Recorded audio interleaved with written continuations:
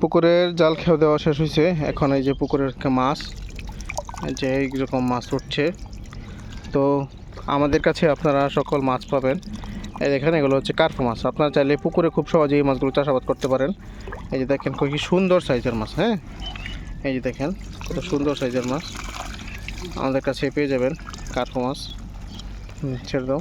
এই যে আপনাদেরকে দেখানোর জন্য আর কি তোলা হয়েছে, পুকুরে ছেড়ে দেওয়া হচ্ছে কার্পু মাছ।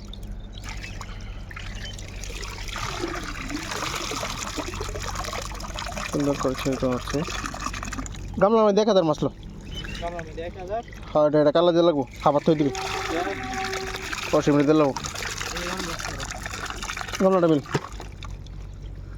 গামলা 1000 মাছলো, কালা আবার খেতে লাগবো। কেমন রেখে না বারে বারে ওই বই বই নেবো, আর বেশি বই না, ওই 1000 ভয় নেবো। হ্যাঁ আচ্ছা স্যার,